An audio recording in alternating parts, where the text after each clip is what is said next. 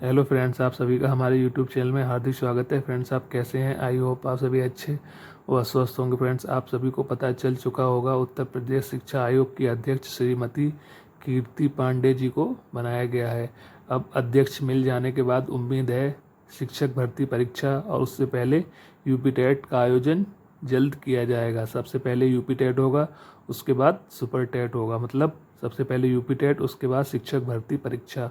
UP TET और शिक्षक भर्ती परीक्षा में डीएलएड 22 बैच भी शामिल हो सकता है। इसके लिए आप अच्छे से तैयारी करते रहें। आप शिक्षक भर्ती परीक्षा तभी शामिल हो सकते हैं जब आपका किसी भी सेमेस्टर में बैक ना लगे। आप अपनी डीएलएड 4th सेमेस्टर की परीक्षा की तैयारी अच्छे से करते रहें। चलिए वीडियो को हम शुरू करते हैं। पठन से आपका क्या अभिप्राय है? पठन का शाब्दिक अर्थ है पढ़ना, अर्थात लिखित सामग्री को पढ़ना और उसके अर्थ को ग्रहण करना। इस प्रक्रिया को पठन या वाचन कहा जाता है। लेखन किसे कहते हैं?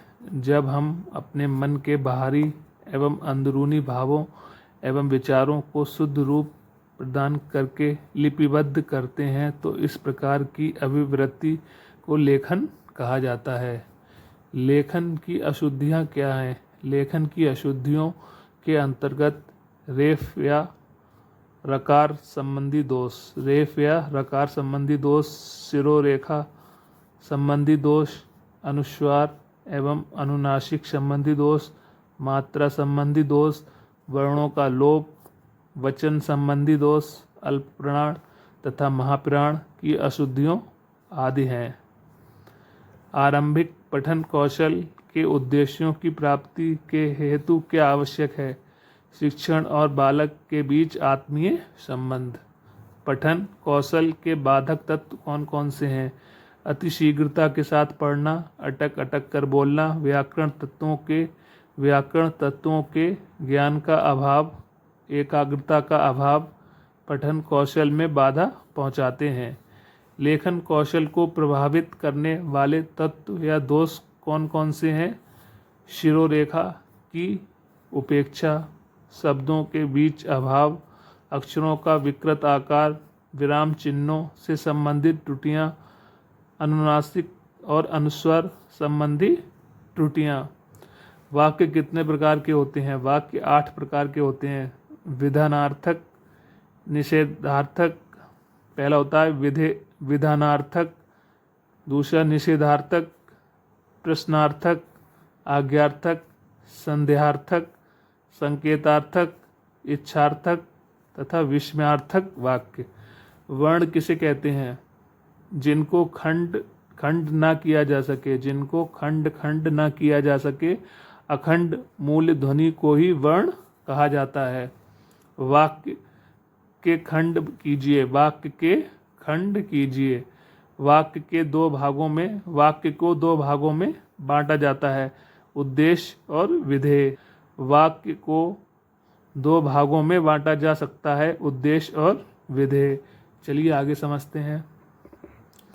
विधेय किसे कहते हैं? उद्देश्य के विषय में बताने वाले सभी पद विधेय कहलाते हैं, अर्थात उद्देश्य के विषय में जो कुछ बताया जाता है वह विधेय कहलाता है। उदाहरण क्या है इसका? जीवन के मित्र ने मुझे एक सुंदर पेन दिया। जीवन के मित्र ने मुझे एक सुंदर पेन दिया। ऊपर के वाक्य में जीवन के मित्र ने उद्देश्य है और मुझे एक सुंदर पेन दिया, ये क्या है? विधेय है।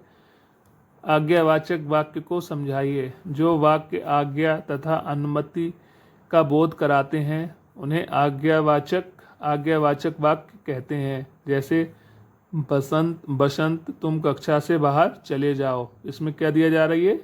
इसमें आज्ञा दी जा रही है। बसंत तुम कक्षा से बाहर चले जाओ, इसमें आज्ञा दी जा रही है। अब आप बैठ सकते हैं, इसमें अनुमति दी जा रही है। तो ये सभी क्या वाक्य हो गए? आज्ञा या अनुमति का बोध कराते हैं तो उनको क्या बोलते हैं? आज्ञावाचक वाक्य। वर्ण कितने प्रकार के होते हैं? वर्ण 2 प्रकार के होते हैं, स्वर और व्यंजन। ध्वनि क्या है? हिंदी भाषा में ध्वनि शब्द का अर्थ सीमित है। यहाँ ध्वनियों से हमारा तात्पर्य उन ध्वनियों से जिनका हम अपने मुख से उच्चारण करते हैं। ध्वनि के प्रकार बताइए। ध्वनि के प्रकार स्पष्ट करने के लिए ध्वनि उत्पादक अवयवों को जानना आवश्यक है जो निम्न है: कंठ, तालु, मूर्धा, दंत, ओष्ठ, जीवा और नासिका। बलाघात। बलाघात क्या है? बलाघात क्या है? डॉक्टर भोलानाथ तिवारी के शब्दों में बलाघात मूलतः शक्ति की वह मात्रा है जिसमें ध्वनि, अक्षर, शब्द या वाक्य का उच्चारण किया जाता है और शक्ति आधिक्य के कारण ही अपेक्षितया अधिक बलाघात युक्त ध्वनि, अक्षर या शब्द आदि आसपास की अन्य ध्वनियों आदि से अधिक मुखर एवं शक्तिशाली होते हैं। स्वराघात क्या है? स्वराघात क्या है? सुर में उतार चढ़ाव होता रहता है। सुर उच्च, मध्य तथा निम्न हो सकता है। वास्तव में स्वर से तात्पर्य